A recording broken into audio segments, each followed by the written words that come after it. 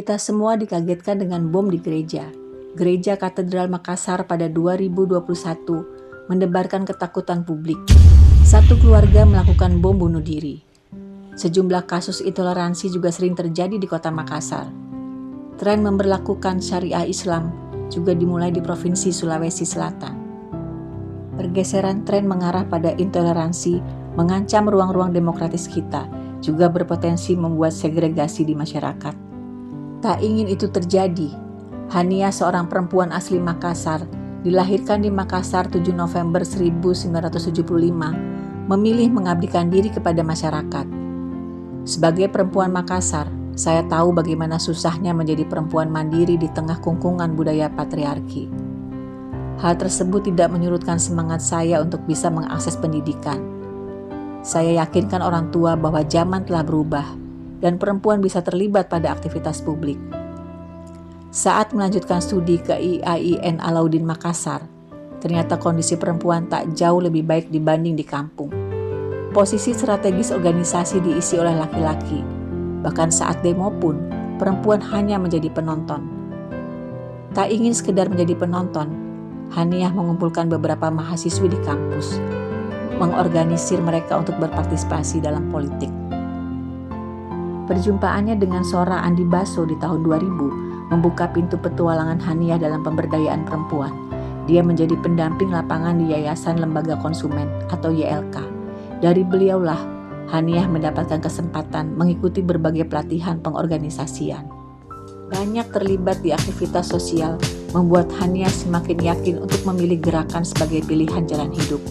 Haniah juga terlibat dalam program officer anti-trafficking terhadap perempuan dan staf program officer Koalisi Perempuan Indonesia di Nanggro, Aceh Darussalam.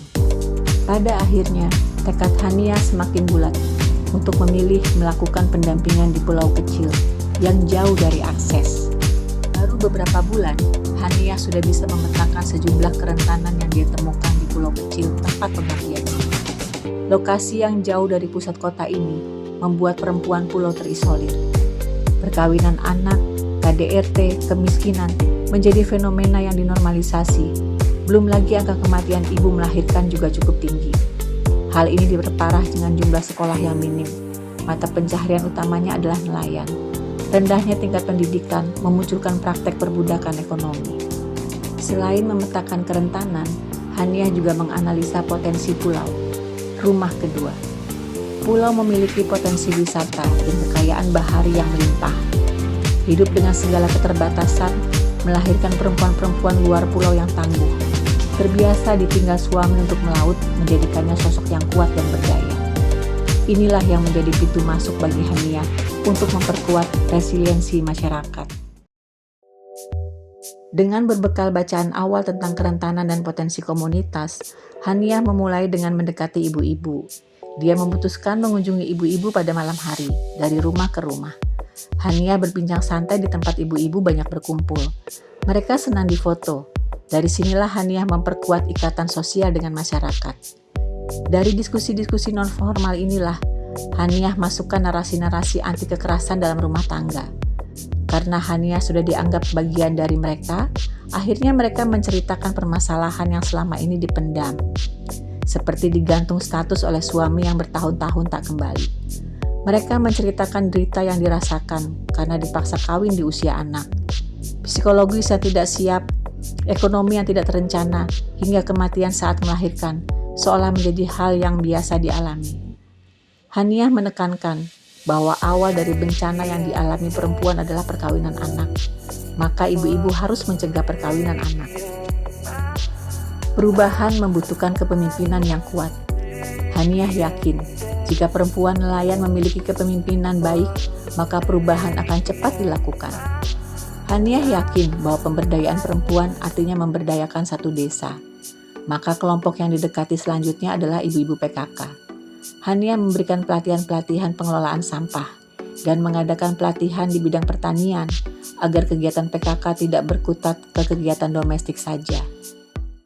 Haniah juga melihat ada potensi agrokultural yang bisa dikembangkan. Ada banyak lahan kosong yang bisa dimanfaatkan. Pada awalnya, ibu-ibu tidak yakin apakah bisa menanam sayur di lahan pasir. Haniah yakinkan bahwa sayuran bisa tumbuh di lahan pasir asal ditanam dengan teknik yang tepat. Pengalaman saat di Pulau Tunda di Jawa, Haniah terapkan di sini, dan akhirnya berhasil. Sayuran bisa tumbuh di lahan pasir. Mereka tak lagi bergantung pada produksi sayuran di darat yang harganya cukup mahal. Adanya sayuran yang diproduksi ini bisa menjadi salah satu bentuk ketahanan pangan, sehingga bisa mengurangi angka stunting. Atas perubahan yang terjadi, di mana para perempuan nelayan aktif, ada aktivitas ekonomi menambah income para nelayan melalui berkebun sayur. Desa Matiro Matae akhirnya terpilih menjadi desa inovasi dengan kebun sayurnya. Hal yang cukup membanggakan bagi masyarakat di desa Matiro Matae.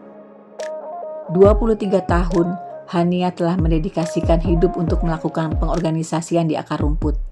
Kita perlu membuka mata, melihat dunia luar dan berani keluar dari zona nyaman, bahwa masih ada banyak permasalahan sosial yang ada di sekeliling kita. Pengorganisasian di pulau terluar tak cukup berhenti sampai di sini.